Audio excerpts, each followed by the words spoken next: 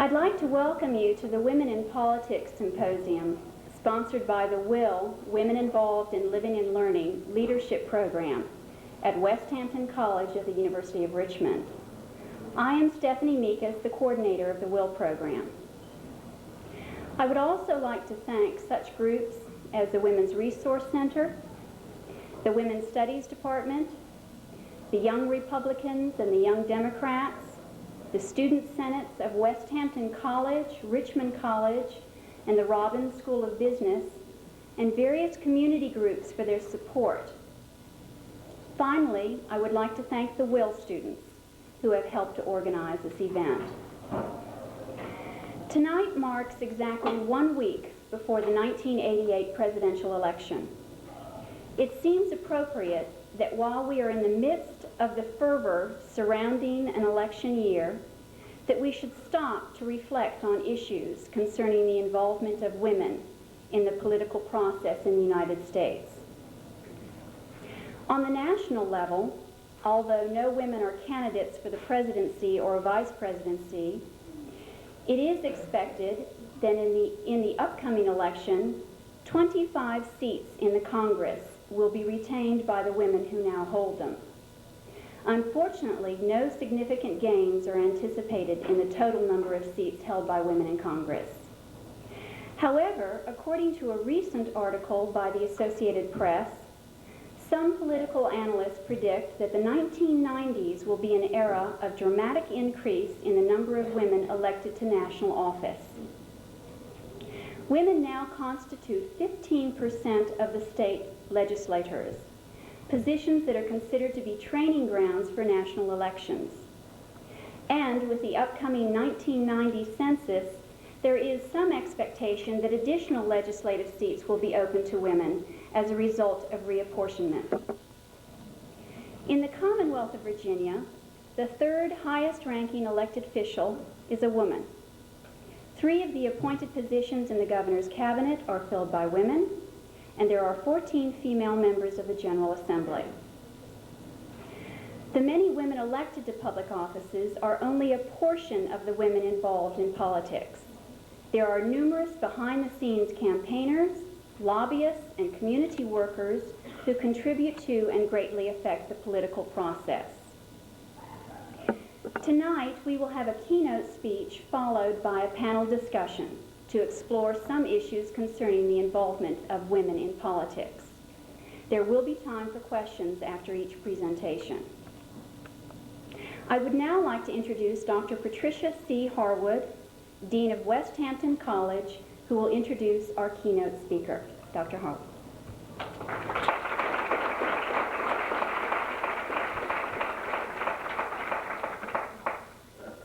It is with great pleasure that I introduce our keynote speaker this evening. As president of the Westhampton College Government Association, member of Mortar Board, Who's Who, and as a political science major, just to give you a glimpse of her student days at Westhampton College, our speaker distinguished herself and made a significant contribution to our community.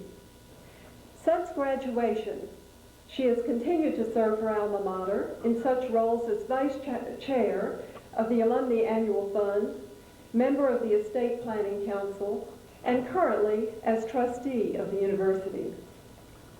She is the recipient of the Westhampton College Alumni Association Distinguished Alumna Award, and perhaps most important, she serves as an example of outstanding achievement for students following her at this institution. Since leaving Westhampton College, our speaker has earned 2 higher degrees and continued to gain honors as a Governor's Fellow, Attorney, Assistant Commonwealth's Attorney, Legislator, Attorney General of the Commonwealth of Virginia, and Vice President of the National Association of Attorneys General, becoming the first woman to hold a national office in this association. This office places her in line to become president in 1990. In addition to serving in these professional capacities, our speaker's extensive civic and community involvement demonstrates her tireless commitment to the betterment of whatever community she is a part. Our speaker's accomplishments are so numerous that I must share only these highlights or absorb her time this evening. Needless to say, Westhampton College and the entire university are extremely proud of this very special and accomplished alumna. Please join me in welcoming the Attorney General of the Commonwealth of Virginia, the Honorable Mary Sue Terry.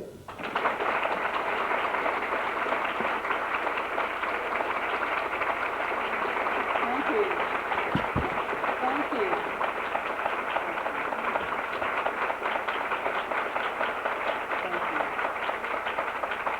Thank you. Thank you. That's very nice. Thanks, Pat, for your kind introduction. Well, it's Tuesday night at the University of Richmond. And that's enough to put a smile on your face for one reason or another. And I'm pleased to have this opportunity this evening to join you all, and I appreciate so much Stephanie Mikas. Where is Steph? Where did Steph go to? In the back, offering me the opportunity to join you, and I look forward with you to hearing from our panelists during the balance of the evening. I can't help but come here back to campus, a campus that I was a part of some years ago, without being struck, as I always am, by generational differences. But I must say that it doesn't come to take me coming to a college campus to bring that realization home. Last night I participated as a neighbor in our street's Halloween festivities. I had my basket of Snickers and Musketeers and did the best I could to appropriately address the children who are arrayed in a host of different costumes. About mid-evening, a little boy about 2 years old approached the door with his mother. He had on, among other things, a mask with 2 big rabbit ears. I brightened immediately with recognition and said, "Well, if it isn't Bugs Bunny." His mother quickly muttered, rather exasperated, "He's Roger Rabbit, but okay." He didn't hear you. I assured her that I'd seen the movie and that it was just a slip of the tongue. A simple example of what happens when one set of rabbit ears is viewed by 2 different generations. This evening I'm having something of a rabbit ears experience as I return to my alma mater of 20 years ago. I see college and think of my experience. You see college and think of yours. And in many respects, the 2 experiences are significantly different. It was 23 years ago this fall, for example, that I enrolled as a freshman at Westhampton and was introduced to the concept of a Westhampton lady. No amorphous concept this.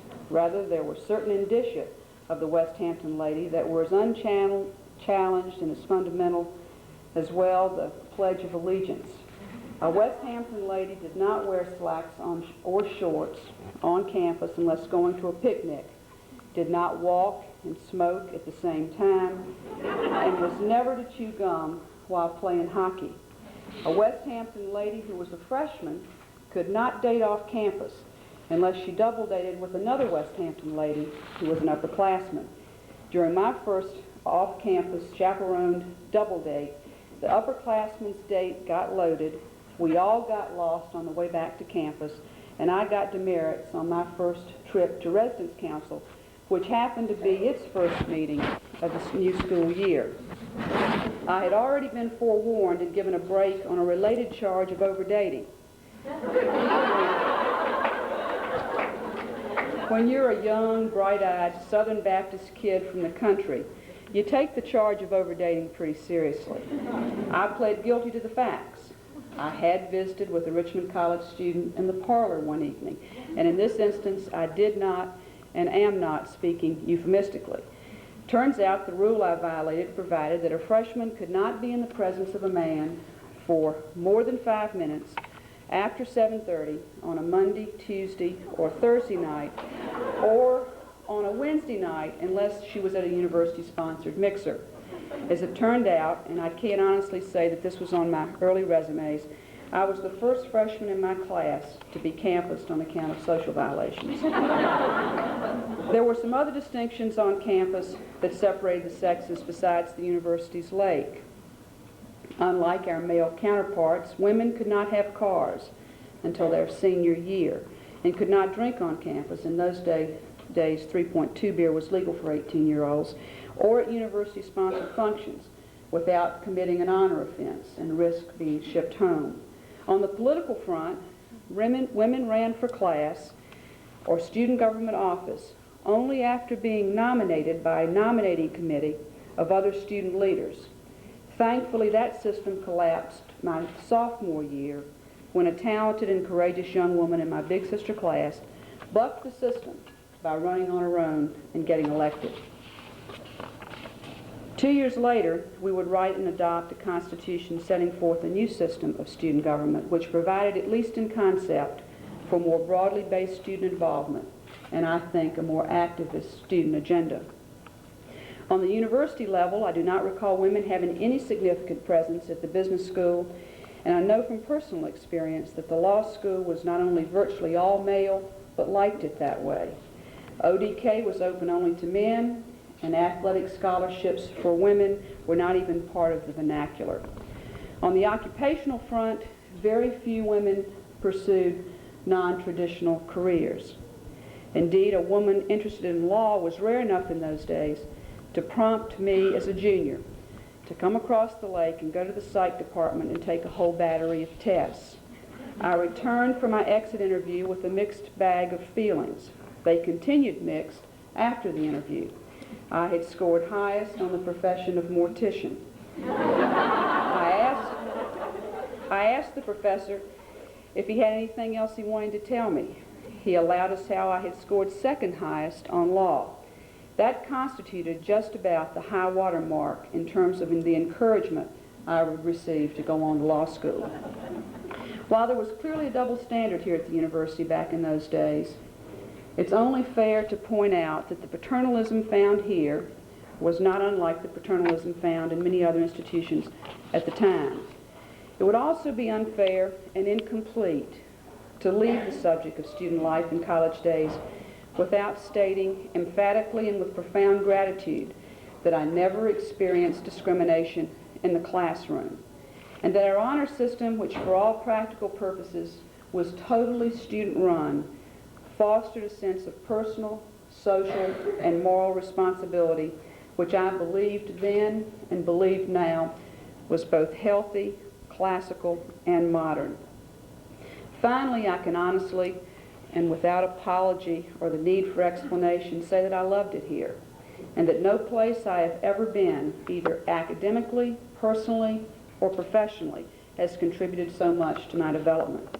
It was here that I began to learn how to make choices, how to take responsibility for my behavior, and learn about politics, leadership, and government. It was only a few years later that I was asked to address the Charlottesville chapter of the Westhampton Alumni Association. The topic, what it was like to be a woman in the legal profession. I was still a law student, so I spoke with much authority. Last night, at my home, I ran across the notes that I spoke from on that occasion. Apparently, even then, I was finding difficulty finding something to say about the topic which I felt comfortable saying in public. And as a filler, which is probably what you guys think this is, had gone to the index of legal periodicals and looked up women. According to my notes, in those days, women came after wiretapping and before workmen's compensation, and contained references to the following articles: crinolines, courts, and cleavers, difficult female, that was in the Texas Bar Journal, on women lawyers and legal secretaries, sex discrimination in employment, or can Nettie play professional football, women in the law, the dependable ones, and premenstrual syndrome and criminal responsibility. Given the fact that in those days 97% of all lawyers were men and only 200 of 10,000 judges were women, I would say women came off pretty well. A lot has changed in the last 15 to 25 years, not just for women, but for society as a whole. It's staggering to me that the same woman who matriculated here at the university under the circumstances which I have just described in the late 60s and would attend the University of Virginia Law School at a time when women had not yet been fully accepted by all segments of the legal profession in the early 70s, would be elected the Commonwealth's 36th Attorney General in the mid-80s. And yet, as I've said on any number of occasions, it was not Mary Sue Terry who made history on that November night 3 years ago, but the people of Virginia. They were affirming then, and they have been affirming since that time. It will be precisely 1 year and 1 week from tonight when the polls will close on the 1989 election, and we will know the choice of Virginia's citizens for their Attorney General for 4 more years. That kind of puts things in perspective, at least for me. Or does it? What can I say to you out of my experience that represents more than the sentimental journey of an alum approaching her 20th college reunion? First of all, let me say I'm glad that we're moving into the assignment of speech topics beyond the descriptive.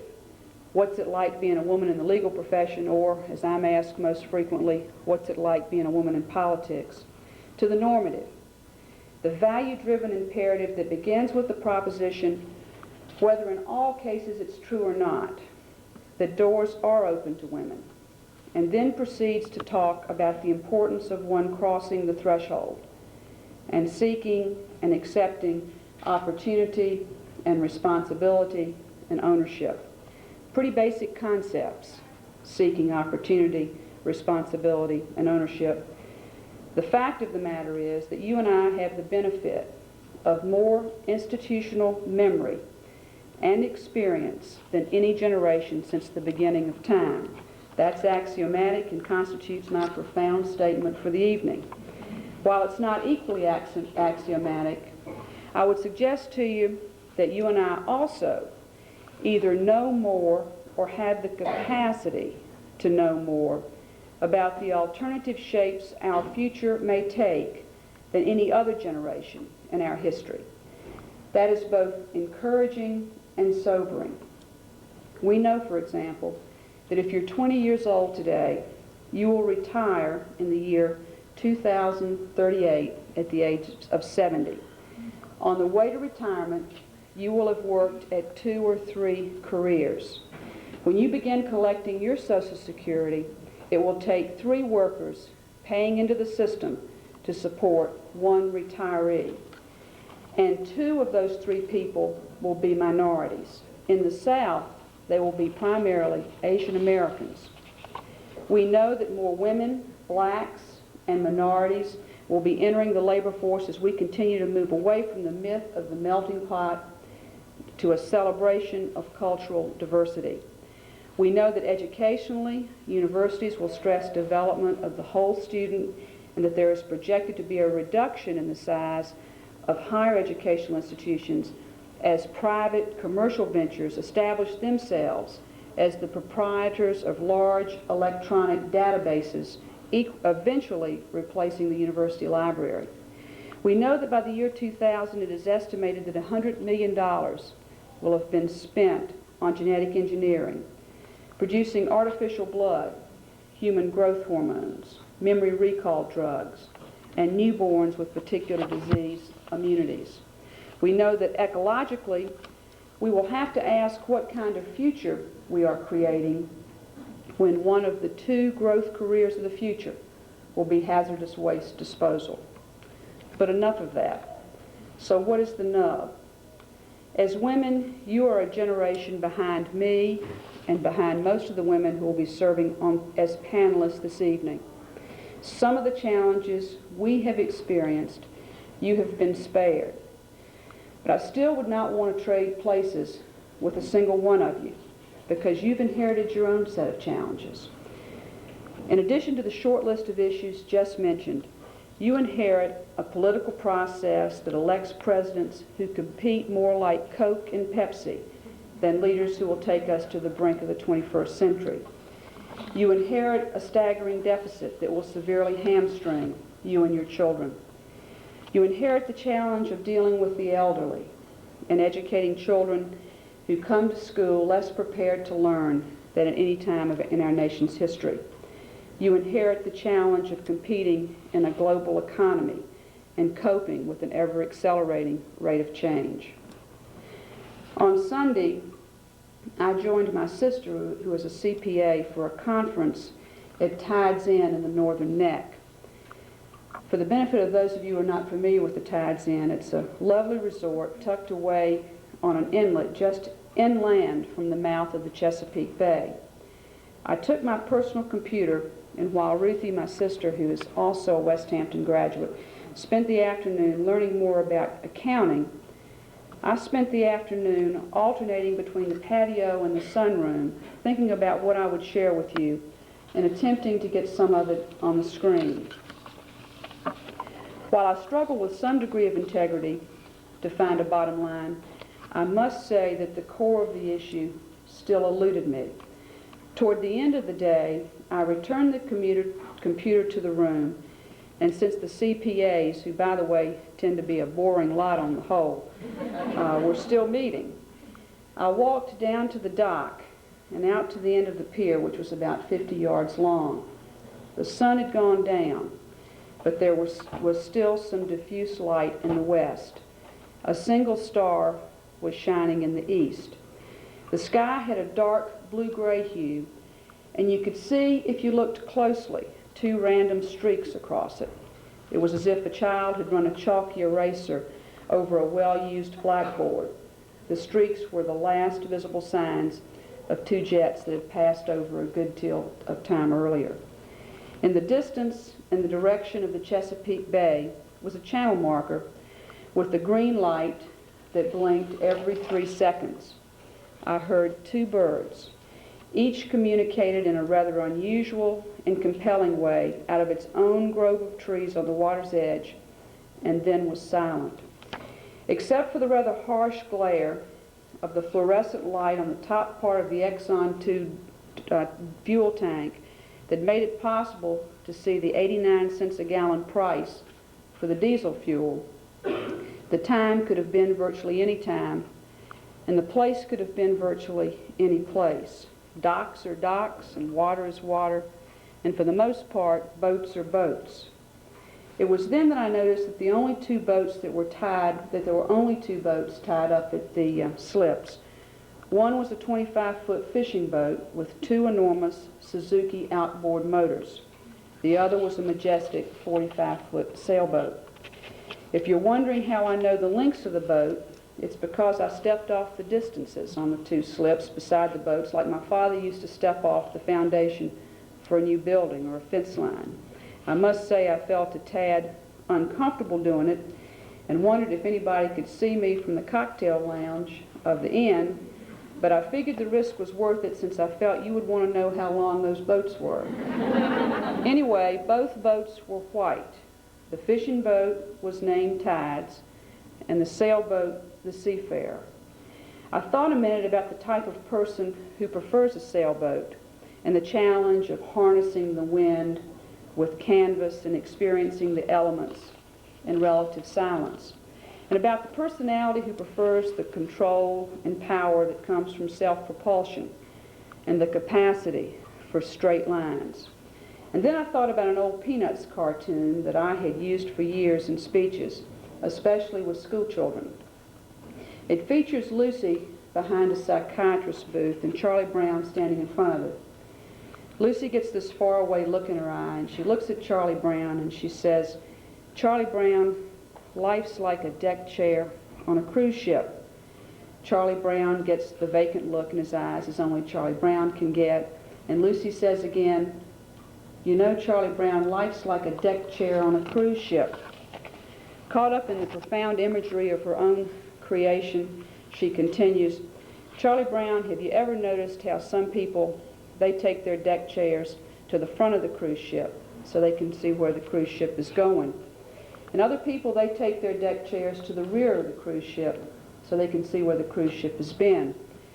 On the great cruise ship of life, Charlie Brown, where do you put your deck chair?" To which he replied, "I've never been able to get one unfolded." It's occurred to me more than once since Sunday evening that if I had the opportunity to have a little conversation with Lucy, I would try to say, in as nice a way as I know how, that in my opinion, life is not like a cruise ship. It's more like the seafarer or the tides, smaller, more vulnerable, and at the same time more versatile. Not much room for passengers. Indeed, the more you know the crew, the more you appreciate humanity's limitations as well as gifts and want to develop some skills yourself. The more you know the situation, the more you want to have a say in establishing destination, charting the course, setting the pace, dealing with quality of life issues, fairness issues, process issues. The more experienced you become, the more respect you have for circumstance, whether it be the circumstance of weather or disease or human violence. Before long, you recognize at a primal level that in your own way, you not only have as much to give as the next person, but the boat and the crew need you. Life is more like the tides or the seafarer, which at one point in time may be tied up at the dock on a brisk fall evening when the water glistens with light and is inviting. But boats aren't meant to stay tied up to docks. They were created to challenge both man and the elements. They were created for discovery, encountering the unknown, and charting it. In the process, they remind us of both our strengths and our limitations, of both the depth and the breadth of the universe, and the brotherhood and sisterhood of humanity. It has not always been the case that women have been allowed on boats, except as passengers and support staff. But for the most part, that's different now. The opportunity that you and I have is to accept the challenge of community wherever we find it, and to participate with energy and integrity in the process by which decisions are made that chart our future. Recognizing, to paraphrase, I believe, Bernard Baruch, that while we may have come to this country at different times in different ships, we are now all in the same boat, or at least in the same flotilla of small boats, and that we all have something to contribute, and we all need to bring it to the table. Some would call it the imperative of participation. I would prefer to call it the imperative of life. Thank you very much.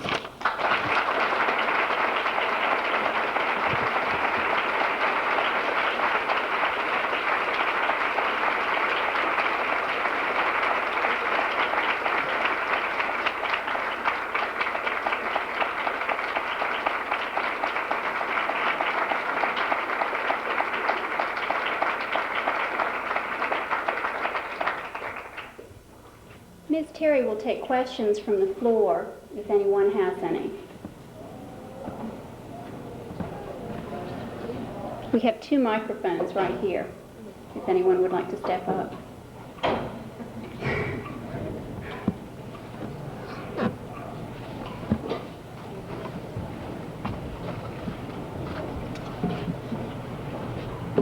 We could just proceed with the panel. Okay. No questions? We have one here. I was trying to think of a really intelligent one, but I think that this one will suffice. I was just wondering,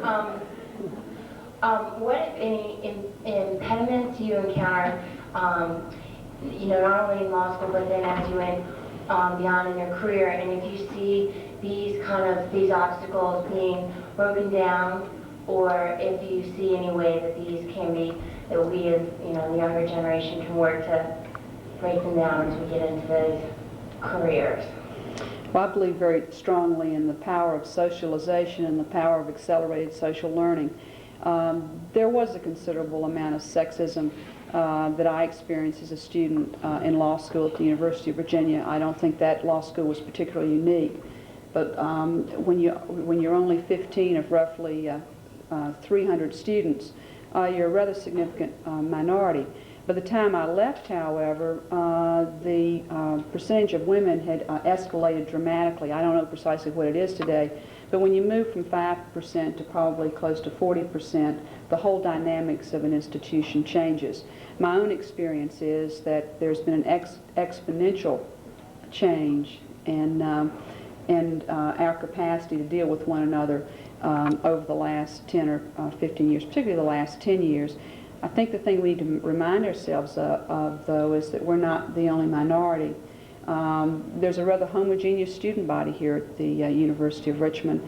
That's not necessarily a strength. We need to remind ourselves of the importance of cultural diversity, even as we seek to assert ourselves in responsible ways as citizens and take our rightful place in decision-making responsibilities.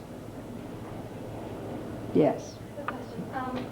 This weekend I was home and I saw a relative. Where is home? Oh, well, I wasn't home. I was at a wedding on Long Island. Mm-hmm. And I had a relative, I was talking about my career plans, because I mentioned graduate school. He seemed to think that when everyone else was saying, so Catherine, you're next, when are you going to get married? He said, oh, she doesn't need to get married. She's going to be a women's liber.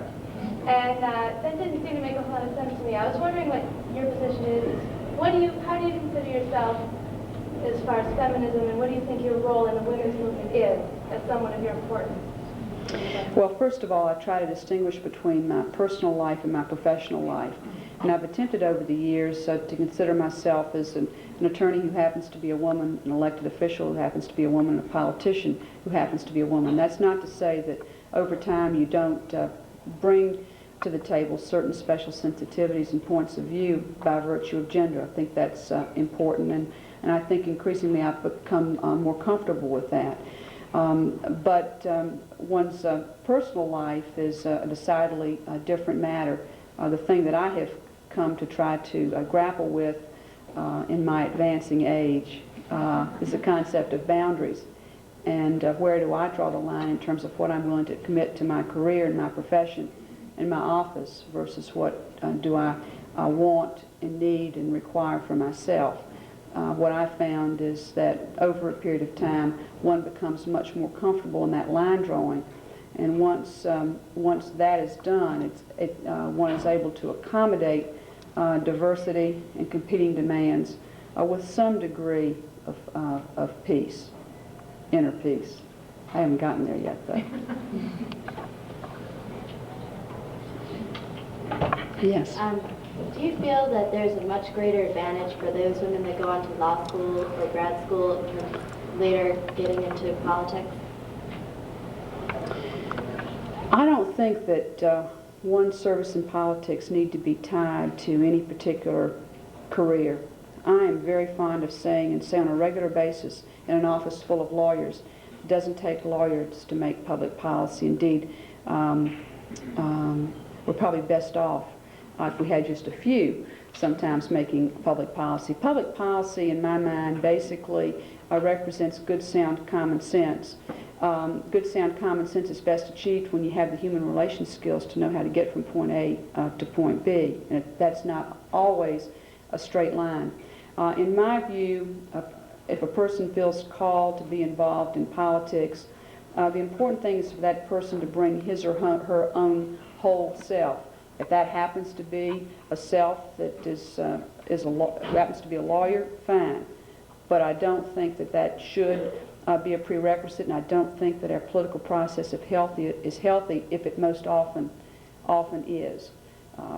It's important, I think, in the final analysis for there to be broad-based involvement on the part of the electorate coming from a variety of different backgrounds, professionally, socioeconomically, racially, gender, ethnic backgrounds, so that we have represented diversity and so that we learn to be more comfortable with diversity and learn through the cauldron of the political process to iron out our differences. One of my favorite quotes is a quote from the late Justice Holmes, who said, "Civilized is the man who's learned to query his own first principles and allow that which he holds dear to be done away with, short of revolution, by the orderly processes of the law." I translate that to mean that our political process is healthiest when it's civilized, that's a terribly important part of the process.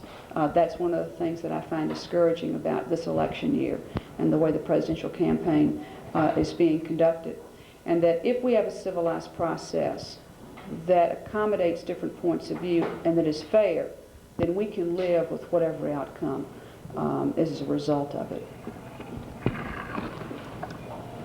Yes? Oh, I have a question here. Go ahead. As a former student of Westhampton College, I wanted to find out how you felt about the coordinate system, because as a Westhampton College senior, I feel it's benefited me greatly to exist in a coordinate system where women have had an extra opportunity given to them to get involved as leaders on campus. And I wanted to find out if you felt it was a benefit or a detriment as the coordinate system still exists today.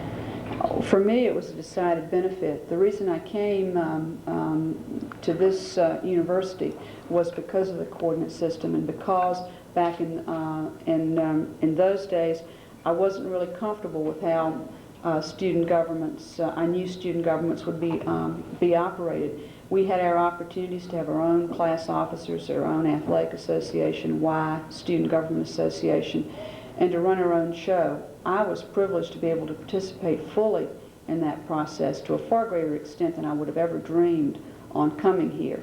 And I can tell you without equivocation that I haven't run across a political principle in the 12 years I've been in elective office that I didn't first encounter in student government at Westhampton College. Yes? Does your office handle any cases of sexual harassment? And if so, what has your office done about it? And my second question is, what's the most interesting case your office has worked on since you... Wow. Well, first of all, let me tell you that I created within our office an equal employment and personnel division on my election as Attorney General. We have two principal roles in our office as it relates to equal employment. Number one, we represent the state when it's sued. I was sued last year for sexual harassment. That case has, I think, been resolved. But you know, it's hard to generalize on those types of suits, because all it takes for anyone is a typewriter and a piece of paper, a word processor, to sue anybody. And unfortunately, while sexual harassment is an offensive and gross offense to perpetrate on any individual, it's also equally serious if charges are made which eventually are not substantiated in any fashion. In our office, we represent both state agencies who may be charged with sexual harassment, as well as provide opportunities for those persons who may be on the other end of the transaction, that is, alleging sexual harassment, to ensure that they are fully represented as well. It'd be hard for me to tell you what the most interesting case is. Probably the case over a period of time that it had some interest was when I participated with the federal district attorney in the execution and virtually a military operation of the offices in Northern Virginia associated with organizations associated, I have to say this carefully so I don't get sued, associated with the name of Lyndon LaRouche. That was 2 years ago this fall. There were 300 or 400 individuals involved. We have since processed 2 truckloads of materials, put them on computer, issued indictments. We have gone through a summer of motions to suppress, and the first trial will begin on January 23rd of this next year. While it was not a case, another high visibility matter we've handled were allegations against the Ford Motor Company that ambulances which were being used in Virginia were defective in catching fire. Our action in that area resulted in a nationwide recall of roughly 17,000 ambulances. Yes? How are you doing on your insurance battle with the rate? That's a real good question too. Not as well as I'd like. We were instrumental, as you may know, 2 years ago in putting a law on the books to help give us a better handle for dealing with commercial general liability insurance. In my view, that law can be effective, but it can only be effective if we're committed to it, and I'm only one of the players in the process. I'm in the process now of holding sufficient conversations to determine if that law needs to be amended to send even clearer signals to all parties as who are part of the insurance rate-making process, or whether we can sit down and commit that next year we'll do a better job than this year and ensuring that Virginians don't subsidize ratepayers of other states. It's a very significant problem. It's very complex, and it's a tough one to get a handle on. I think it's time for the panel. Thank you. Thank you all.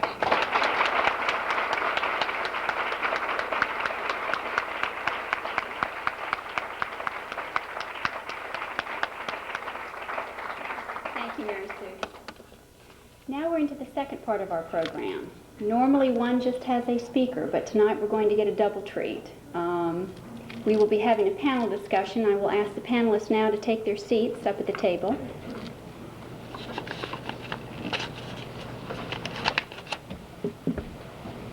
Move for you.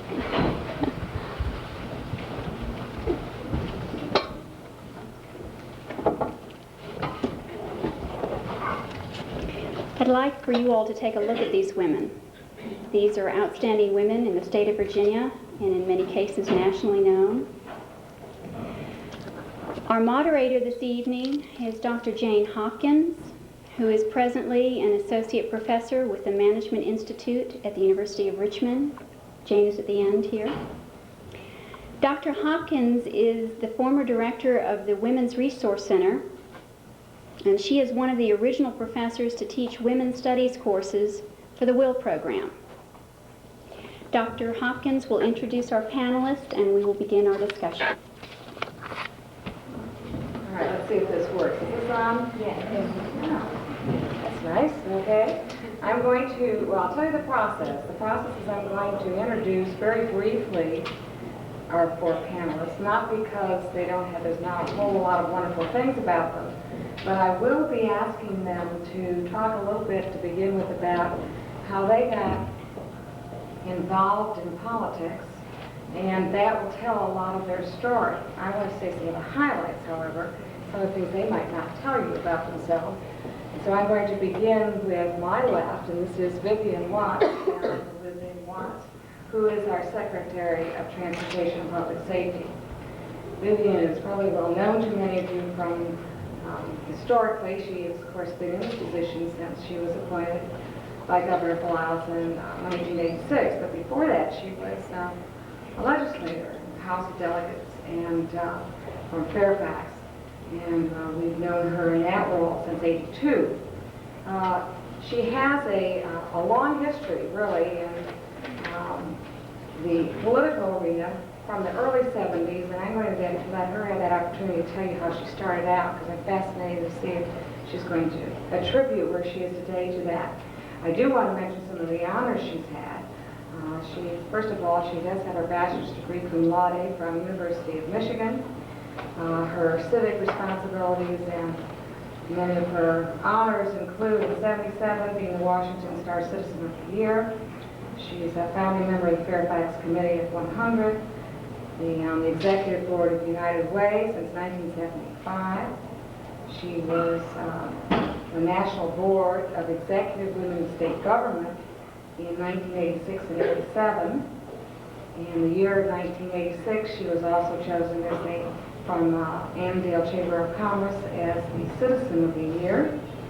In 1987, she was given the honor of International Rotary Paul Harris Fellow. So Vivian will tell you more about her actual experience when she introduces herself in just a moment. The person sitting next to Vivian is Judy Peachy. And Judy has equally a long history in Virginia, but she comes to us right now from the national arena. Those of you that are familiar with her certainly have heard of her in connection with being the campaign manager par excellence. She has had many in her history. First time I read about her was when she was the campaign manager for Dick Openchain. And those of you who are from Virginia remember when he was running for Senate and died tragically in an airplane crash. Judy went on from there to work with Senator Warner before he became actually senator. She was his campaign manager. That started in what, 1980s when he was elected?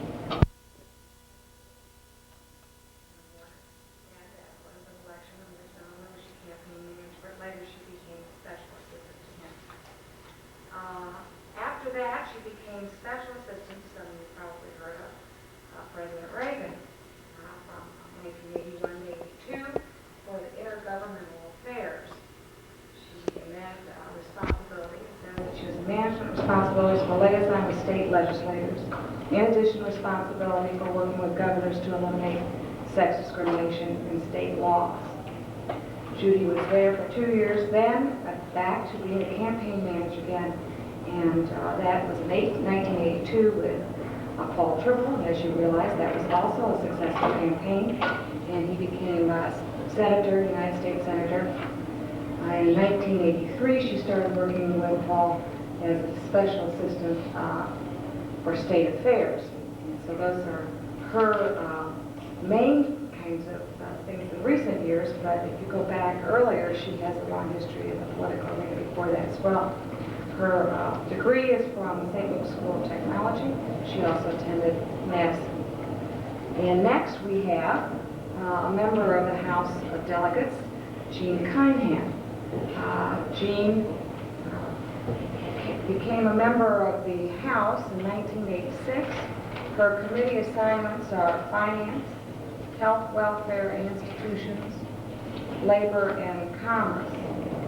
She is a delegate from the city of Richmond, has a variety of activities that she is involved in besides being an attorney by occupation. Her undergraduate degree was from Virginia State University, her law degree from Howard University Law School. She's been a member of the Coalition of 100 Black Women, member of Delta Sigma Theta Sorority, James River Valley Chapter of Links, Virginia Association of Black Women Attorneys, Metro Richmond Women's Bar Association, and Old Dominion Bar Association. Our last, but certainly not least, member of the committee, way down there, is another Jane. This is Jane Woods, who is also a member of the House of Delegates, the newest member, elected in 1988. Jane's committee assignments are education, labor and commerce, Chesapeake and its tributaries. She's from Northern Virginia, representing the city of Fairfax. Jane is a teacher by occupation. She has her bachelor's degree from American University and graduate work from UVA, George Mason University, James Madison University. She is a member of Fairfax City Republican Committee and was chairman of that, Friends of Fairfax City, George Mason University Business Board, National and Virginia State Associations of Parliamentarians, Phi Delta Kappa, Working Women's Forum, past president. She was also given the honor in 1986 of Outstanding Woman, City of Fairfax, and in 1987 was Outstanding Republican. And you know Stephanie Mikas would do this right. As you might have guessed, we have 2 Republicans and 2 Democrats among our group. They really offer us an exciting evening, and not only of great information, but certainly a lot of talent.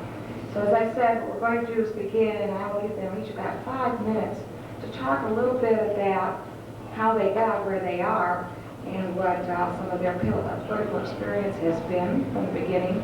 Then I will ask a couple of questions, and if you have some thoughts while they are talking, why don't you jot them down, because then you will have the opportunity to go to the microphones or speak out and ask as many questions as you would like after they have finished.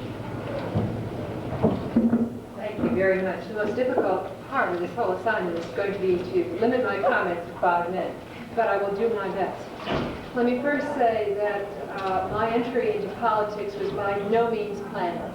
In fact, approximately 10 years ago, when I was looking at what I would do with the next 20 years of my life, my 2 children were in high school at the time, and I could freely look at that next 20 years and do something consciously rather than just the next challenge that came along. I made a very firm decision about 10 years ago not to run for office. And in 3 months, I was running for office. So much for the first lesson of politics is never say never. I graduated from the University of Michigan in 1962. I will also mention, as Mary Sue and I are talking about differences in generations, would be my 30th anniversary. And at that time, in the early 60s, I met a very nice young man in a freshman mixer. Things were a little bit different at the University of Michigan, you understand, Mary Sue. And within 18 months, Dave and I were married. And finished 2.5 years, he of law school, I of undergrad. I mention that for two reasons. As I came out of school in the early 60s, society was saying in unquestioned terms, raise the family. And everybody was supportive of that. I didn't have to go to a wedding and have a relative question about what my plans were. Unfortunately, a girl first and a boy second, and things were well balanced and good. Doubly fortunately, I came to Virginia in approximately 25 years ago, and moved to Northern Virginia, Fairfax County to be exact. I hate to say it because sometimes that sounds like a swear word. I prefer to say I live in Annandale because that is somehow much more cultured and appropriate. But Fairfax has always been a very challenging arena, and as it was for me for 25 years. And all of the volunteer work I did tended to be centered around, at least for the first 15 years, the League of Women Voters, an organization of approximately 600. And by the way, not unlike what you all are experiencing as I heard the questions about the separate identity of this college from the University of Richmond. If I said something dumb when I was in the League of Women Voters, it was dumb because I hadn't done my homework. It had nothing to do with the fact that I was a woman. And 15 years of cutting my teeth on establishing a community college system, worrying about sewage treatment, worrying about homes for the elderly, working on our first establishment of kindergartens in this Commonwealth, and then getting more and more involved in the budget, were issues that just began to absorb me more and more, so that 20 hours of volunteer work became 30 hours, became 40 hours, became untold hours, but fortunately always still with that ideal balance, which unfortunately, as Mary Sue has indicated, we may have had our problems, but I don't envy you in making that choice, as I had the ideal balance of that kind of intellectual stimulation, all the while also being able to drive carpool and give some of the best birthday parties on the block. Doubly fortunate then, as I came out of that 15 years, to have all of that experience be relevant, and to have doors open that would never have been opened in my wildest imagination when I came out of college in the early 60s. One of the most fortunate aspects of that time, I will say, has been the growing relationship of my daughter, my son, and my husband. But I also want to give you the flip side, partly because, and I keep on referring to Mary Sue, but there is a network of women as we watch each other and how each has found their own path. And one thing I have envied about Mary Sue is that strong and deep support that she had from her parents, from her mother, and from her father. My father still can't figure out what I'm doing and why anybody in the world would ever vote for me. He tries very hard to ask me relevant questions about current events, but it's very painful for him. My mother, when I announced that I was going to run for office, I called her up and I indicated I was going to run for office. Her response was, "Did I tell you that Mrs. Jones is back in the hospital?" And to the day that she died, she never really had a conversation with me about what I was doing and why I was doing it. And by the way, when I told my mother-in-law, her response was, "I won't be able to come visit anymore. You won't have time to go shopping." I wanted particularly to share that with you, because if I leave one message with you, it is no excuses. We all have our own steps that must be climbed. And those steps will be there because you're a woman, because you happen to come from one particular area of the country, because of your economic background, because you do or do not like math and get thrown by numbers and statistics, because you are or are not able to call up exactly the right word that you want to use when you're describing, because you use your hands too much. Whatever it may be, those challenges are yours to meet. again with no excuses. And I can think of no greater challenge to you if you have at this moment in time decided that I want to be involved in the greatest possible detail in society. I would like to have that path move me into greater policy-making responsibilities. And if you indeed feel that, and especially as a woman, and I would hazard to say, not only now, but 10 and 20 years from now, you're not hiding behind any person. When I started out to run for office and began knocking on those doors, I consciously went by myself. Because if I was going to convince those voters that I was able to do the job, I didn't need to be behind somebody's elbow. In this particular job of the last 3 years, I drive myself throughout the state approximately 2,000 miles a month. Especially on the third trip of the week, it's physically very difficult on occasion, and yet particularly as Secretary of Transportation, if I am not very intimately aware of the type of traffic patterns that I'm driving through, the various safety issues that come to mind, the various repair concerns that I notice, I am only doing half a job. One other final comment, and I'm sure that my 5 minutes has to have run at this point. One other final comment, and that is, again, if you have chosen this path, if you have that compelling desire to be involved, and notice I keep on saying to be involved, not to be elected, but to be involved in society, and that organization of society called government, then again I want to give you one other challenge about not making excuses. You are fighting the battle at hand, the cause that you believe in, the issue that is compelling you. You are not fighting extraneous battles about whether you are or are not accepted because you're a woman. The other half of my secretariat is public safety. And very, very quickly, and that could take my whole 5 minutes, I have 14 agencies under my secretariat. They range all the way from transportation to the Department of Corrections, prisons. They include the National Guard. They include state police. They include emergency services, and I could go on down the list. Obviously, this isn't exactly the place where you would expect to see a woman. In fact, in the first week when I accepted this responsibility and began to be overwhelmed by what I had accepted, the one spark of humor of that week was, I know what those 14 agencies have in common. Somebody has sat down and picked out the 14 agencies of all of state government that are going to be most appalled by the thought of having a woman as secretary. I mention that because as we have worked day in, day out at the issue at hand, quite frankly, I could not ask for a better working relationship. Perhaps because within a number of these agencies, there is a pyramid, authoritarian, militaristic respect for authority. And when it comes time to make a decision that the Secretary of Transportation Public Safety must make, there's a great deal of respect for that position. But beyond that, everything else is a fair fight on the issue, and make sure that you do not hamper yourself by assuming any differently. Go out there with your commitment to that issue, and you will find a path open to you for ever greater involvement and development. Thank you.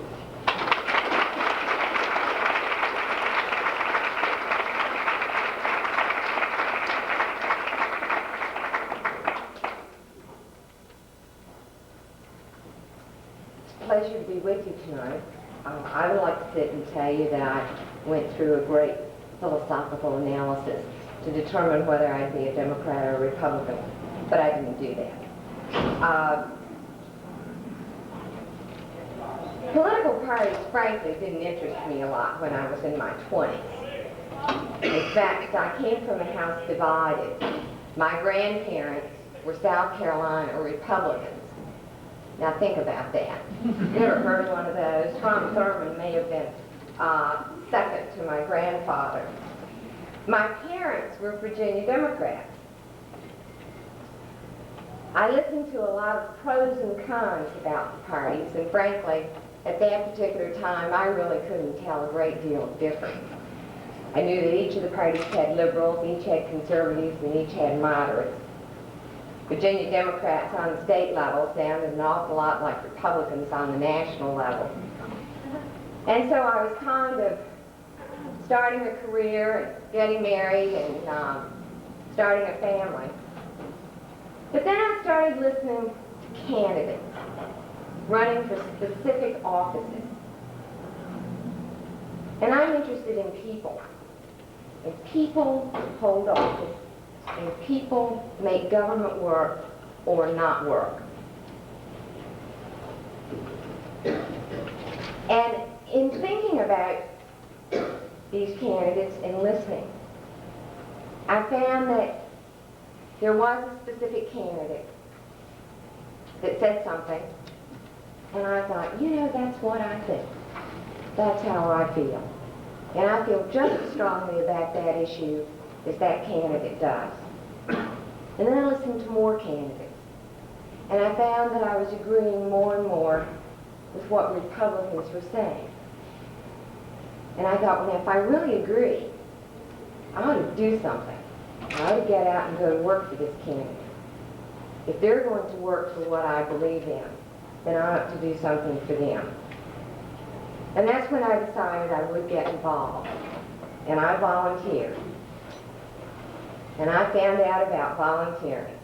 If you do a good job, then the party gets interested in you. And what they do is they put your name in the file. And then you're invited to the meeting. And then they give you another job. And you do that job well, and the next thing you know, you have a title. And then you're in business. There's another candidate, another campaign, and you're on roll. And you're involved. I started as a block worker. I was precinct chairman. I was president of the Republican Women's Club. I was a county chairman. I was an officer on State Central Committee. And then I was a national committee woman. I worked in campaigns as a volunteer, as just a staff person, and as a manager. And I found that my niche was not running for public office. My niche was helping those individuals that represented what I believe hold public office. I found that the side of politics that intrigued me was helping those candidates communicate their message so that people could make a decision as to whether they wanted to support them or not support them. I found that it was very rewarding to organize people, to get people involved, and to show them how to work, to bring about a change. And you know, volunteers are the most important people in a campaign. And are really the most important people in politics. Because that's really what government's all about. It's for those people. So I look back over what I've done, and I've never run for public office, but I do feel like I've made a contribution. As a behind-the-scenes worker, I've helped elect presidents, senators, congressmen, governors, members of the General Assembly, local government officials. I was there. I was stuffing envelopes. I was helping write a media buy. But those people that I had faith in, they are the policymakers. They were administering government. They were casting the vote.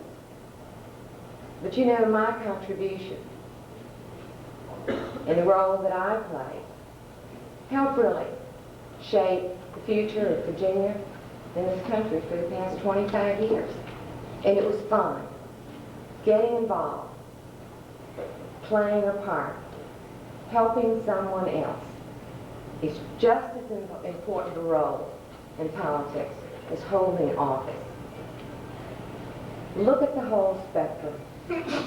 Look at running for office, but also look at the career opportunities involved in helping elect people, but also look at the community service you provide by helping elect good people to office.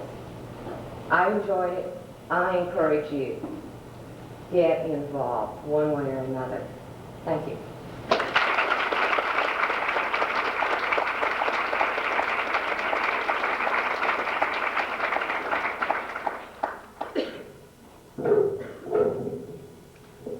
Good evening. It's good to be here. I think probably I'm like Vivian, the most difficult task is to define how I arrived at where I am in 5 minutes, because I'm not really sure. Mary Sue and I are basically of the same generation, and when I went to Virginia State, they had the very same rules about wearing slacks and smoking. I was rebellious. I probably did not get the merits for social violations, Mary Sue, but for being a bit of a radical. And I had the Dean of Women at Virginia State who asked me if I intended to stay there. The one thing I feel good about is when I got ready to go to law school, she wrote me a glowing letter of recommendation, and I wasn't sure she really knew who I was.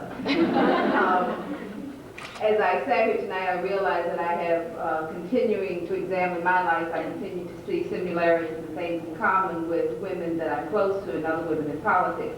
One of the things I guess I didn't know, and maybe Vivian and I have talked about it, but I also got married in undergraduate school prior to my senior year. Mary Sue, you talked about CPAs. My sister's getting ready to take the CPA exam this week, and I was married to a CPA, and they can be boring at times.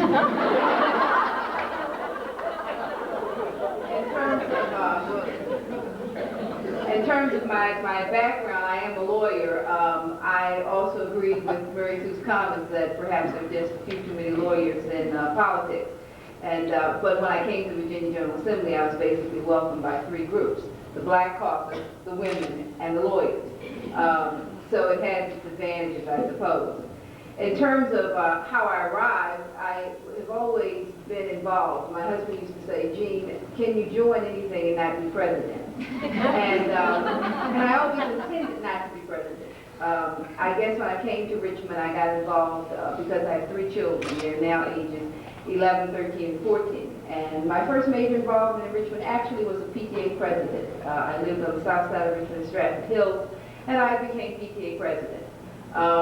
My children, however, were used to me always being busy because of my job. When my daughter was 3, she said, "Mommy, don't take an airplane to work." I knew she was being screwed up by my career. In terms of politics, my initial involvement in Virginia was actually in the Rock campaign. I served as general counsel to a black organization that wanted to get blacks involved in Rob's campaign. I know what it is to lick stamps. I've done it in a lot of campaigns since then, and envelopes. I have worked polls. That kind of grassroots involvement was actually where I started. Then coming to elected office is sort of like a surprise to me. My husband died of cancer 4 years ago this month, and I was told by my friends that a year after his death I was basically dropping out, and perhaps I had slowed down and started to reassess my life and decide what I really thought was important. In terms of my political involvement, I always wanted to be very much like Judy, behind the scenes, and my reasons may have been different. That is that I quickly understood that being behind the scenes, you could reward your friends and punish your enemies, and no one ever knew. Once you get involved in upfront politics, you have to take responsibility for punishing your enemies and credit for not rewarding your friends as you should. So I was completely satisfied with where I was. I was involved in the Lieutenant Governor's campaign and campaigned also for Mary Sue and Jerry Bilal. And wanted to go to the victory party that night. And my son is in love with Mary Sue Terry, so she knows my son Brad.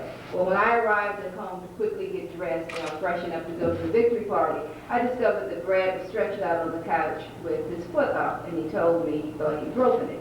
So really the story is how I almost didn't get involved in politics. I said, "Stand on your foot, son, it can't be broken." Because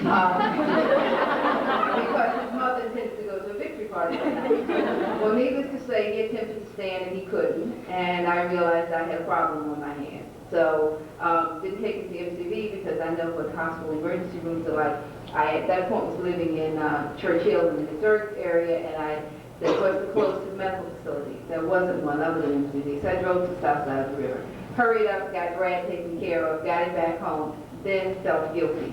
and said, I'll stay home with you, Brad. No, no, Mom, go to the victory party. You know you really want to go. And so I went. When I arrived, they started talking about L. Douglas Wilder's seat and who was going to take it. And folks started talking about me taking his seat. Well, I was as surprised as anyone could possibly be that anyone had thought of me that way and thought of my possibilities. And basically thought of my possibilities for all of about 3 days. Now, what I'm about to tell you, I don't want to ever repeat it. Senator Benny Lambert called me and said, Jean, you're not serious about running for the Senate seat, are you? And I said, no, of course not, Benny. He says, good, because I'm going to run for it. What you can do is run for my seat. And I said, that's fine. Having never thought about it, it was fine with me that Benny wanted to run for the Senate seat. Well, Benny was elected, and I ran for the seat in the House of Delegates. I have been very pleased with my involvement there. In terms of my other side of my life, I continue to be involved in campaigns. I serve as general counsel for the State Democratic Party. In terms of the other things that I've done that probably brought me to this place, I served on boards and commissions. I started out from PTA to being appointed to the Citizens Task Force for Salaries in the City of Richmond. What had happened, the City Council had appointed 10 men, had 1 seat left, and decided that perhaps that should be given to a woman. And I got appointed to that. Subsequent to that, I was appointed to the Richmond Industrial Development Authority for the city. That gave me some additional involvement in the City of Richmond. After Chuck Robb was elected, he appointed me to the Board of Social Services for the State of Virginia and to the Board of Visitors for my alumni organization. Those types of civic involvements, I think, probably caused me to be more and more involved in Richmond and in the state, and an increased interest in seeing that the right folks, from my vantage point, got elected. And I sit now in the House, my second term. My first term I ran with 4 opponents. The second term I ran unopposed, which is the way I like to run. I can only hope that I continue to run that way, and I will welcome your questions at some point in time.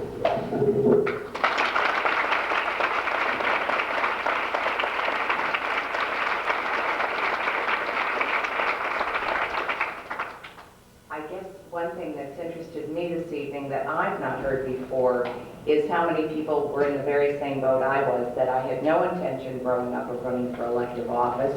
It was probably the farthest thing from my mind. I had always wanted to be an attorney, and I grew up in that jungle that many Virginians think of Northern Virginia as. And what I heard tonight was most interesting, because even in the 60s in Northern Virginia, women were not to go into the legal profession.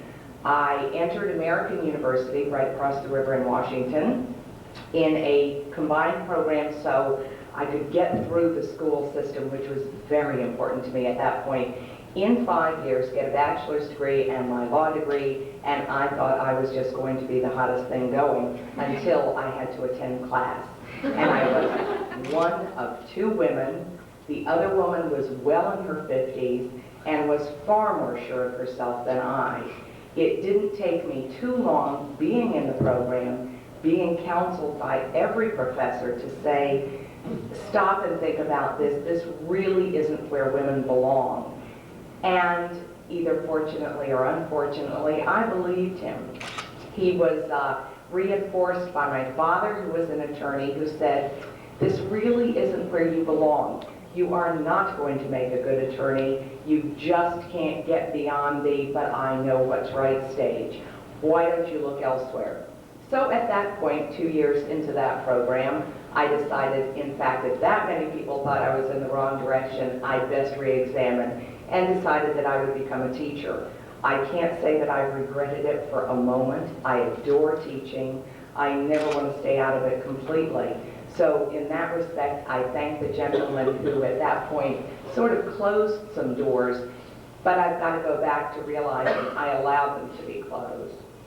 Having said that, I, as a teacher, found it a fascinating profession, but found too that I wanted a lot more involvement with adults than I was getting during the day with a lot of rugrats whom I adored, all the way up through high school kids who were an equal challenge. And because of that, I did get involved in civic activities, and one of those just happened to be politics. Much to my parents' chagrin, I decided that, in fact, I would like to work with the Republican Party. And as I keep counseling my mother, please stay in Annandale over there in Vivian's district, because to this day, she is a Democrat, and I'm very fearful if she were in my district, I might not even get her vote, but I hope.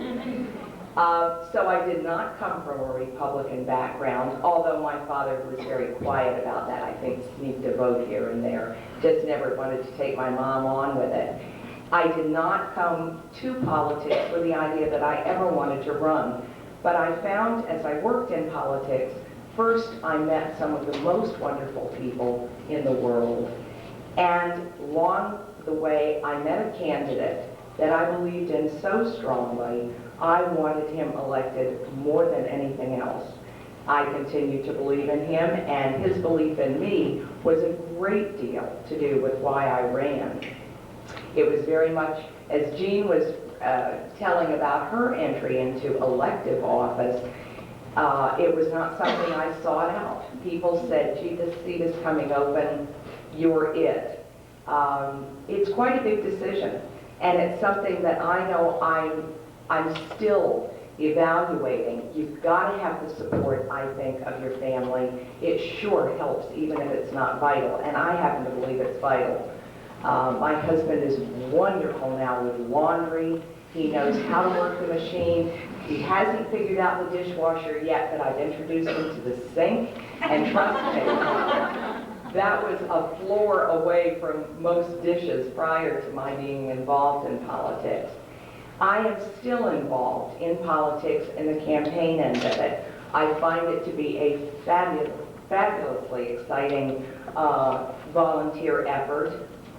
I think that it's important for elected officials to stay involved at that level, because that's truly why we are elected officials. We're out there with the very people that we need to be representing, and I guess what I believe in most strongly as an elected official is that I'm not there for any wonderful high principle, although you must certainly go with the morality and the principles that got you the support that got you elected. But I'm truly there for the people I represent and for the state of Virginia. This Commonwealth is a very unique place to have been born, raised, and had the opportunity to live in. And I'd like to give my little part back. And I guess serving in office is right now the way I can do that best. And it's also the way that I can live out something that I was told over and over growing up, and it was, believe in what you're doing, and for heaven's sake, do what you believe in. And I do believe that people being involved in the political sphere is the most important thing we can do.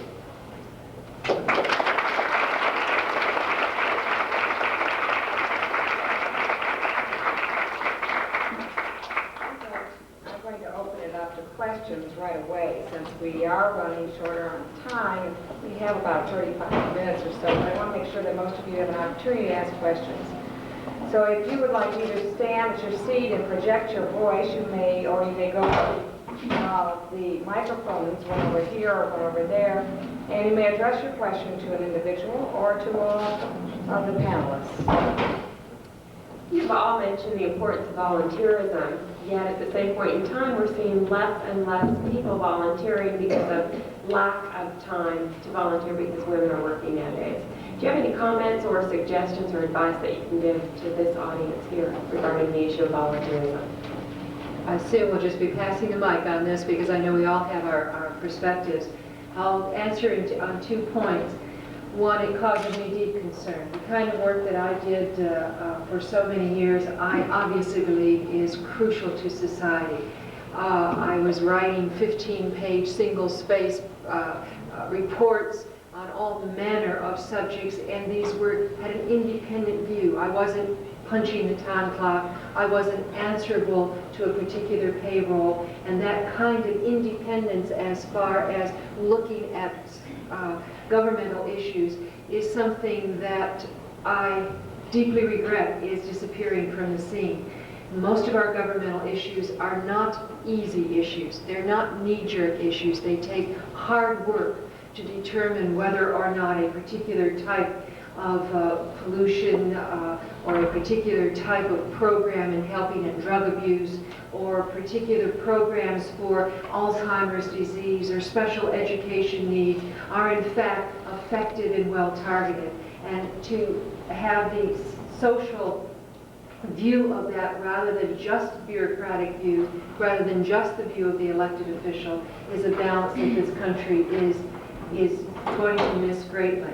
I would offer this solution, and I know I will be doing it. I'll serve at both ends of my life, if you will, and that will be, it is extremely important as people reach retirement age that they use those years and use all the expertise that they have gained along the way and pay back to society what they owe as far as the gifts that society has given to them. In doing that, I want to quickly mention one other aspect. One of the problems we're going to have in working with the seniors is that coming up through the ranks, you licked a lot of, you did whatever had to be done, whether it was licking an envelope, whether it was doing the type of flyer, or whether it was doing the type of reports that I was doing, analyzing the budgets, drawing charts, whatever had to be done, you did because you saw it needed to be done, and not so much out of the pride that someone ought to respect me and thank me for all this work. This is a difficulty as someone has come off in a professional career of 30 years and they're used to their name on the door and a certain level of respect. Now, having said that, let me challenge all of you in your spare time to get involved still as volunteers. I don't want to leave the field on this because one of the greatest values that I feel that I have as a manager is the fact that I came up through the volunteer ranks. I had no power of hire and firing. I had no power of wages. I had no authority, if you will, except working with people.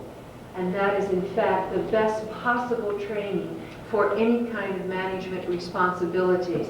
And I have come to appreciate it more and more as life has gone on. I used to think that my value was purely on what statistics I could quote. I now have a much greater appreciation that it's not a matter of what you know, but the way in which you are able to convey it and bring people along. And again, there's no better training for that than working on a volunteer basis. Because of limited time, I've always felt that if you want to get a job done, go to a busy person. They seem to be able to organize their days and find time for the things that they really want to do. So, yes, maybe you don't have the number of volunteer hours to give that someone had 10 years ago, but you can find some time to volunteer for a cause you care about. So I do believe that there are volunteers, that people will continue to give time, and it will probably be the busiest people that give the most time. You know, perhaps I agree that there may be fewer and fewer volunteers. I think that some of it has to do with a period that we're going through as Americans, and that is that we have not come out of a period of self-interest and being rather selfish in terms of our approach to life in general and to the activities that will need time. I think, however, that I agree with Judy that there are busy people who are still willing to do it, and I've always made time with 3 children, even when I had 3 children who were under the ages of 4 or under the age of 4 at the time. I just think that you can do it. I have always worked. The longest I've ever stayed home was 2 months, and that was after law school, and had a baby the month after I graduated from law school. I just say that you can do it. I moved to Richmond when my baby was 2 weeks old. I went to work a month later. I don't believe that I am unique. I just believe that too often we make excuses for why we can't do as opposed to doing. And I think that you can fit a little time in to give of yourself to the community and to society. And the spin-off of that is that often in doing that, it has its rewards for you. In terms of the reward to me, it's that I become the elected official. I've seen the rewards to others in that they've gotten better jobs. So if you're going to be selfish, realize that even in giving, you can also reach the benefit yourself. let me just dovetail on what Jean said. I think that's probably the most important part of volunteerism, is that any volunteer work I've done, and I've always found time for volunteer work, albeit maybe an hour one week as opposed to 20 hours a different week, I got back far beyond what I gave. And I think that's why volunteerism really will always be a part of America. It's one of those very American traditions that we first can't afford to let go of, and I don't think anyone wants to let go of. We have the time if we make the time. We're going through enough changes in our society that, yeah, time probably is much more limited. But as we work through that, my challenge to you would be, make sure that you target that time. It's the one thing you'll never be able to get back. Spend that time you have in a volunteer activity that you do care about very deeply, and you'll get back many, many times over.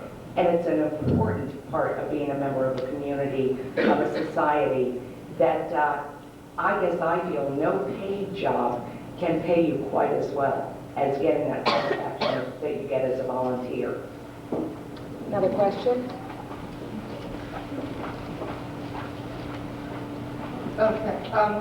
I guess this goes along with the volunteer, but I'm chairman of College Republicans, and I was wondering, with the campaigns that you have all worked with, how important is the youth effort in winning an election, and what do you guys think of how important a youth effort really is?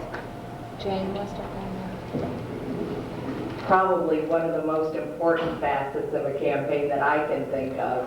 There is nothing quite as exciting as seeing a group of young people come into a campaign office or meet you on a corner to go door knocking, lit dropping, whatever, when it's 6 o'clock or 7 o'clock, you're dragging, you've been doing it all day, and you think, phew, and in come 20 young people who have more energy, more ability to target that energy and harness it. The young people in campaigns, I think, are the spark that really do make campaigns fun, rewarding, and certainly, I hope, a very valuable part of your experience as a teenager in teenage Republicans or Democrats, college Republicans, Democrats, moving up along the way, seeing how you feel and how you react to the political scene as you develop. So I think the student part of the campaigns is just absolutely one of the most dynamic parts of it. Well, I don't think that too much can be said about the energy that young people bring to a campaign. I mean, that's very important, because those of us, as we age, run out of energy at some point. And I find that that's true with me, that the young folks who worked in my campaign brought energy, and therefore I kind of siphoned off of that and sort of revitalized and re-energized me. One of the things I share, many students from Virginia Union were involved in my campaign. And it's not just the energy. In one particular case, it was the size of the football player that made a difference. I had a precinct in a section of the north side of Richmond, and there was someone working for one of my opponents who was intimidating the voters as they came to the polls and telling them why they shouldn't vote for me. And so I delivered a 6'5", about 260-pound football player to that precinct, and I had no more problems the rest of the day. So I have a place for everyone who wants to work, football players included. When I write a campaign budget, one of the items I put in it is the youth budget, and I'll tell you why. In 1978, John Warner was elected to the United States Senate with 4,721 votes. We voted absentee on college campuses that year, 5,412 students. Tell me how important the youth vote is. It's very important, and John Warner will agree. I will say amen to everything that was said and add this one. I particularly valued from the earliest time my opportunities to go before the high school government classes for two reasons. One, I appreciated the candor of the questions.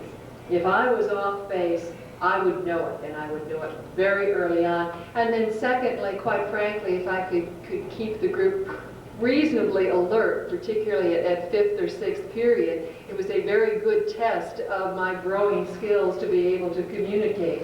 And particularly in my area where we had very little campaign debate. And all this hoopla that you see as far as all this exposure of candidates, in most of our races, it doesn't happen. They're few and far between. So that if I had half a dozen opportunities to speak on a candidate's forum during an election period, that would be the only chance I would get. But being able to go into the high school government classes not only revved me up for those times and tested my mettle, but it also paid off big benefits when I would have parents that talk to me afterwards and say, well, we decided to vote for you because my son came home and he said. And obviously, again, that candor and the fact that you are freshly exploring ideas and aren't just driven by predetermined dogma is extremely valuable to the candidate in working with the youth. Another question?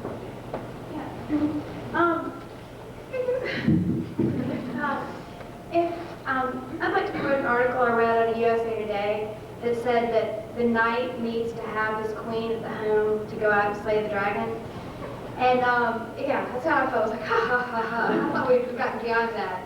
But it was in the newspaper. And one of the questions I have is that I really see society being able to accept women in professional roles and in the job market, but I also see society saying that you still have to be the devoted wife and mother and fulfill that traditional role at the same time. And that's seen in the stereotype of the supermom with the briefcase in one hand and the baby in the other. And then another theory has come along of sequentialism, where you work for a couple of years, and you take a couple of years off, and you work for a couple of years. So there are all sorts of theories about how women can fulfill both of these demanding roles. And I was wondering if, from your experience, have you found that you've had to neglect, or do you feel like you've missed something? Because I don't believe in the supermom theory. I don't believe that you can fulfill both roles at the same time. Or if you are, then explain to me how you did it. Let me start with saying that I no longer believe in the supermom theory. You've come to a stage of wisdom far before I did. But one of the things is, being a single parent and not even being a divorced single parent, because when you're a divorced single parent, there's often still someone there, and who will take responsibility for the children.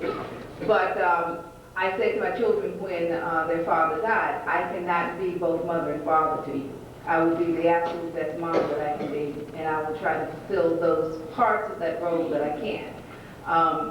One of the things I say, and some people kind of grimace when I say it, is I have brought my children up saying I was here first. You came into my life, I didn't come into yours. And so there are accommodations that have to be made, and they're not all mine.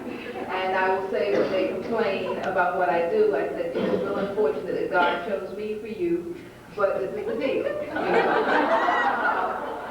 So there are some understandings that they have, including that I change the locks when they graduate from college and they don't come home.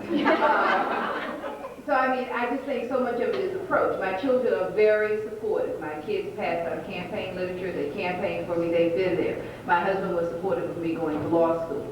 We could talk for another 2 hours about the difference between white women and black women, because no one could have convinced me I couldn't be a lawyer. I grew up believing I could be anything I wanted to be.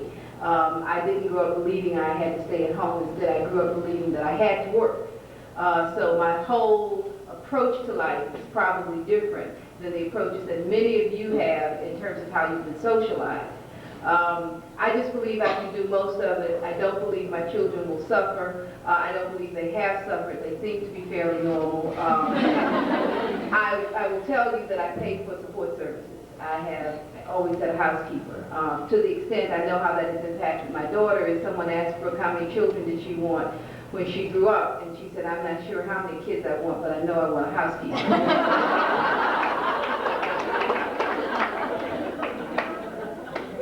That's awfully hard to follow. I will step into the breach. and pass on a couple of little touchdowns for you.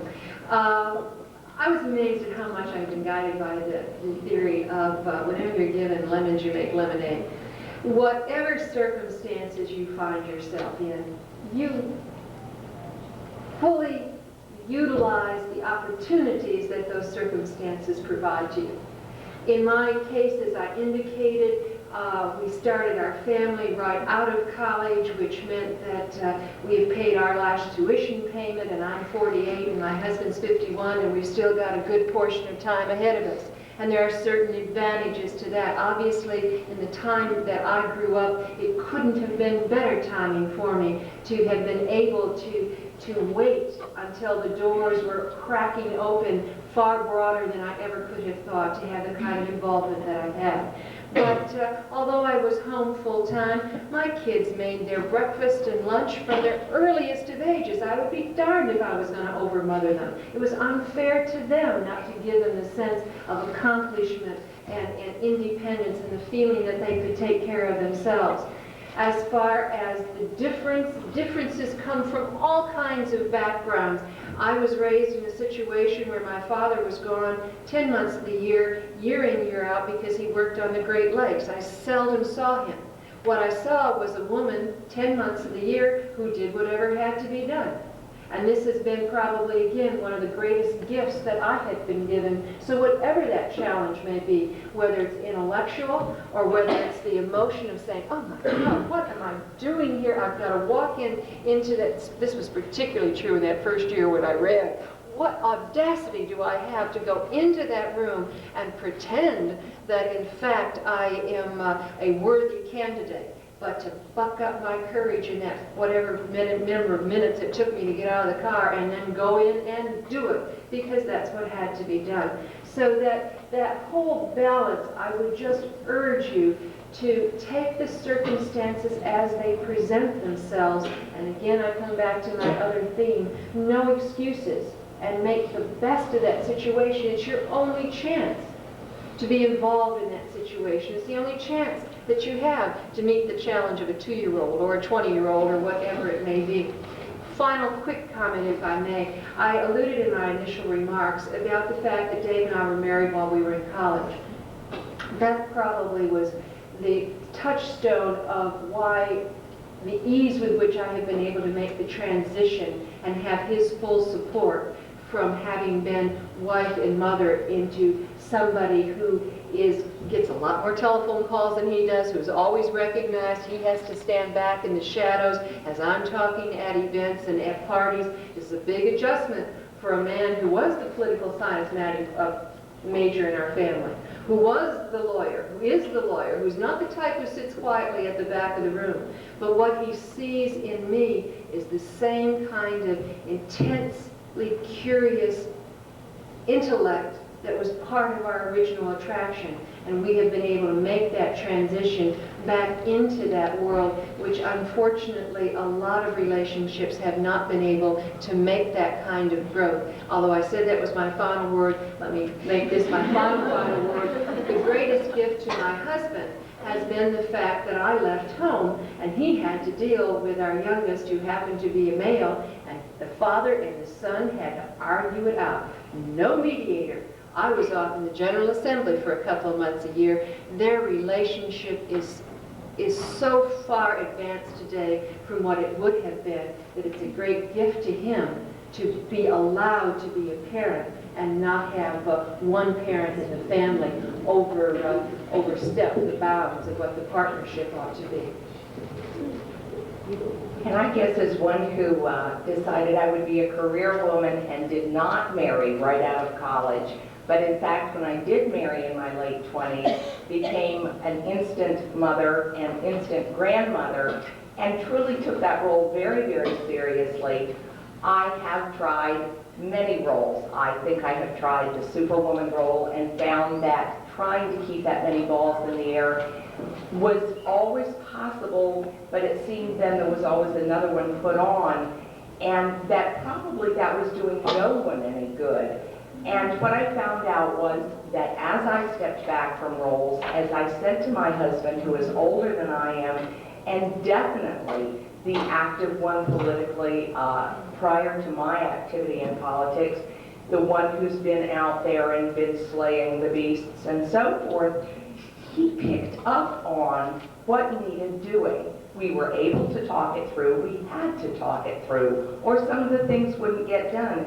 And I think what it proved to me was that he was a man of maybe even another generation or a half a generation ahead of me, older than I, who was able, despite what everyone who knew him said, who was very able to step into those roles. He, as Vivian pointed out, has developed a very close relationship with his children, because I have been not there every moment, and with his grandchildren, which is just very, very exciting. As one who heard him say, "Oh, they've got to be boys, and I'll talk to them when they can throw a baseball or a football," he has been the one who's been there with the babies. He's been very involved with that. So for him, it was a marvelous opportunity as well, and one that I think he sort of slid through when his own kids were growing up, and he's thoroughly enjoyed. So I think what it shows is no matter what the circumstances, people can and do rise to the occasion when it matters to them. I agree that it's a challenge. I have 3 children, and there were days that they would look at me and say, "Who is that nest lady?" They really wondered who I was, flying through the house so often, so fast. But it's setting priorities. It's determining what is important, spending time with children, doing what you have to do for your career, and learning to love clutter.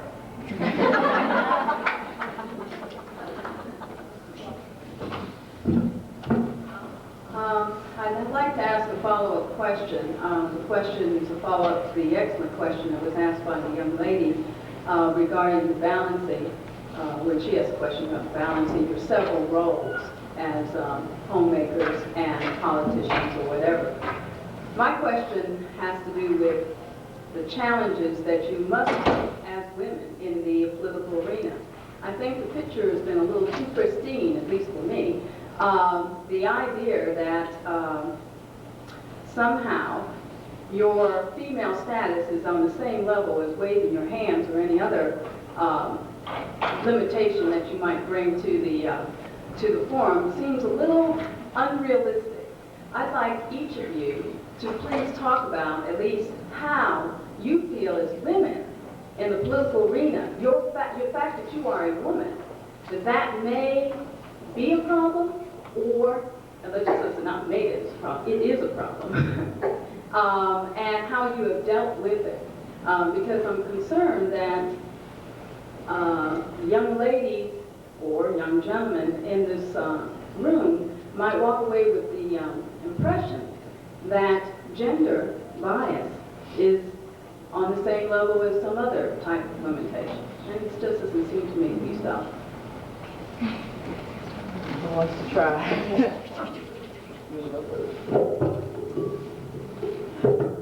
I'm not so sure I'm ready for this. Let me just say that, my role, so that you'll know what I do for a living, is I am a personal labor attorney. So I deal with sex discrimination and race discrimination, defending management. In terms of my own personal experiences, I can say, yes, I know that sexism and racism are still there, unfortunately alive and well. If you talk about me personally, I think that it's not as negative a picture as perhaps your question will paint. In fact, when my husband was alive, he said, "Gee, it's interesting how you can tell off folks and get by with it." I tell off folks generally with humor. I am able to do that and successfully do it. I had some fellow delegates, one in particular, to tell rather sexist jokes, and I think he was telling it for the sole purpose of testing me, to try to decide how I would handle it. When I told a joke that turned him red in the face, I never had any more problems with that. I can probably do that because I'm a labor lawyer by experience. I had in my professional career, I had a man tell me I didn't want to go to contract negotiations, meaning to deal with the unions, because I would close your ears, because some of you are truly ladies, because I'd hear damn shit, and he went on to say why I didn't want to be there. And I used a word that rhymes with truck, and told him I used that on occasion myself. And as a result of that, he viewed me differently and realized that maybe I could be a tough cookie in the arena that he considered that you needed a tough cookie. However, I am proud of the fact that I am a lady when I want to be. And I just don't see it as so much of a negative. I think a lot of things have changed. I don't have to wear tailored suits anymore to try to project a certain image. I wear dresses as much as scarves and jewelry and all of that, and it can be just as much of a woman and be taken seriously. I think that a lot of the way has been paid for the younger women to come behind. It's not all there, but if you decide not to put it in the way, you personally, sometimes we are the creators of our own problems. That helps in dealing with the other sex.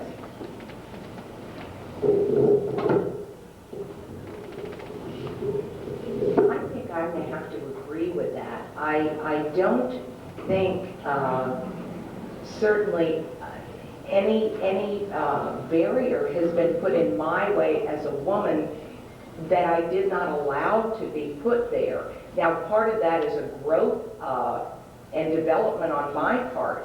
If someone today told me, you really don't belong in this program, why don't you think about another alternative, I would be far more prepared to deal with that person.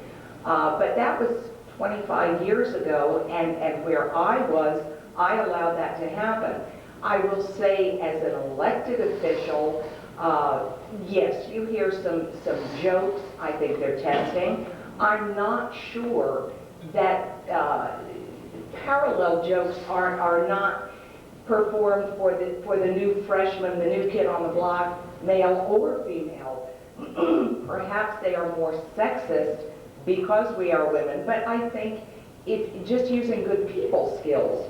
You get back at that to say, hey, that's not where I live, that's off limits. If that's where you live, fine, you do it over there. If there was an obstacle to running as an elected official to run for office, I will say that I don't know that this is as a woman, but I perceived it to be that I was a woman. One of the biggest portions of your campaign is fundraising. I have read extensively how women had a harder time raising money to run for office, and I believed it, which may, again, be part of the problem. That was more difficult for me, I think, than had a man who believed exactly what I did, who stood for the same things, been running for office. But I really have to look back to say, did I let it happen? Was it the self-fulfilling prophecy? Perhaps had I gone out and been more assertive that, in fact, you need to support me financially in my campaign, maybe that would not have occurred as well. So I think a lot of it is in the eyes of the beholder. And you can make For a female, the advice I would give is that you have to be true to yourself. And unless you know what you are as a core person, you're going to stumble. And if you're trying to be something because that's what somebody else expects you to be, you're setting yourself up for failure. A couple of quick examples to go along with that. I have been fond of saying, Jane, that particularly when the first office that I ran for was not a legislative office, but was a comparable to a mayor's office, and there was a lot more questions raised about whether I was tough enough. And the issue that I love to throw back at them is that I refuse to believe that pounding on the table and swearing is being tough. That's being emotional, and the last thing you want is a woman to be emotional. That the other aspect of that, again, is knowing, however, it does mean that I have had to look inside myself, because we still are looking at what white male society has tended to say is tough enough, and look inside myself and look at some of the role models, and fortunately there are a lot more role models for you all, and that's why we're here tonight, because we know how important that is for someone coming along and say, where is the toughness in a Shirley Chisholm who came from New York City, but by God, when she was appointed to the House Agricultural Committee when she was in Congress, she made something out of that assignment.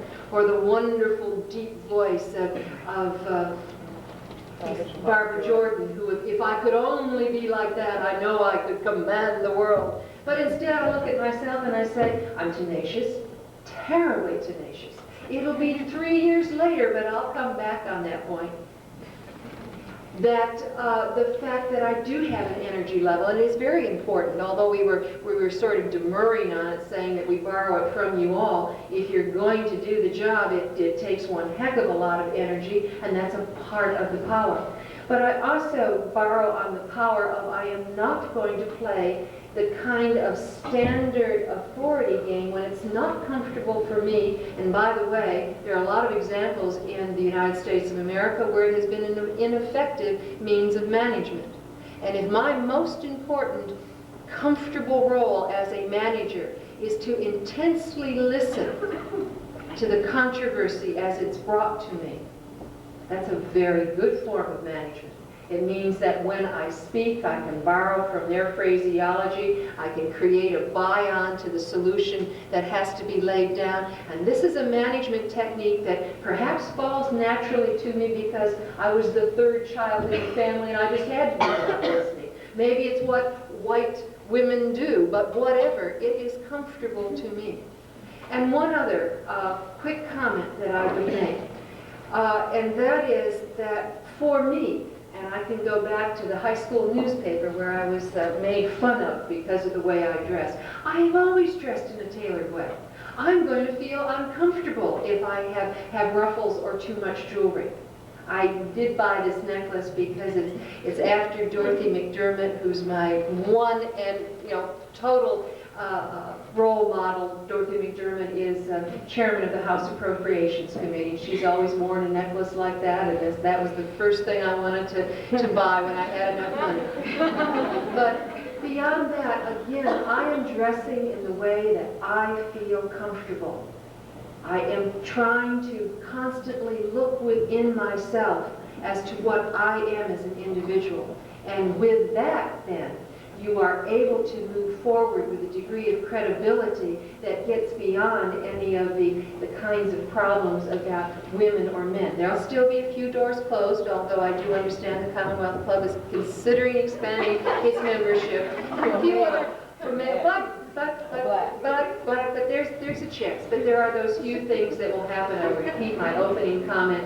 Please don't let those things detract you from what you're really all about. Overcome them, get around them, but for God's sakes, don't let them trip you up.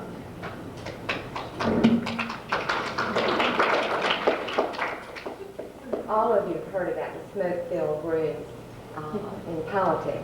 Well, for years and years and years, there were all men in those smoke-filled rooms.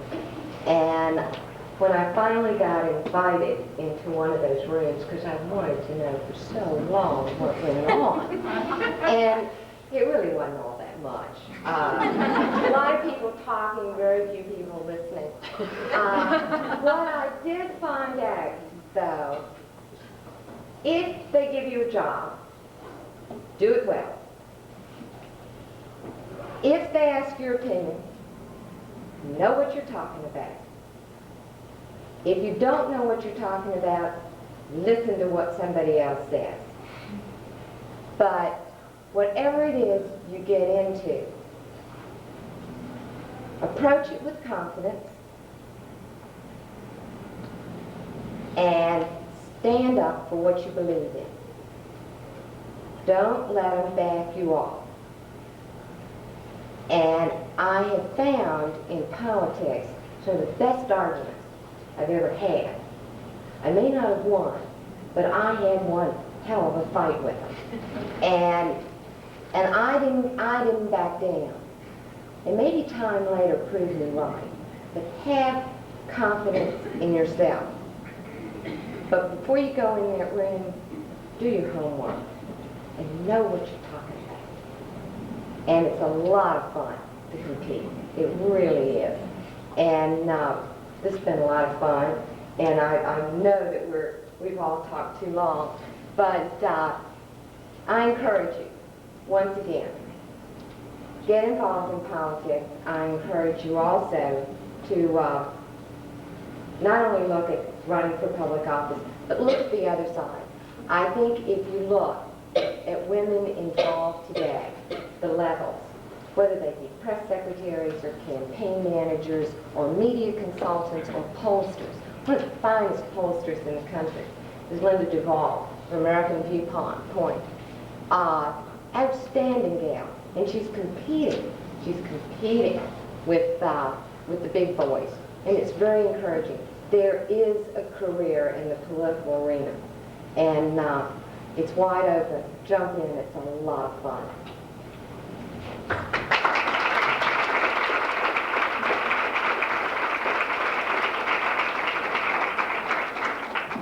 I'm afraid we have run out of time. Elisa and Heidi, I know you wanted to ask questions, and I'm sure the panelists would love to listen to those questions afterward.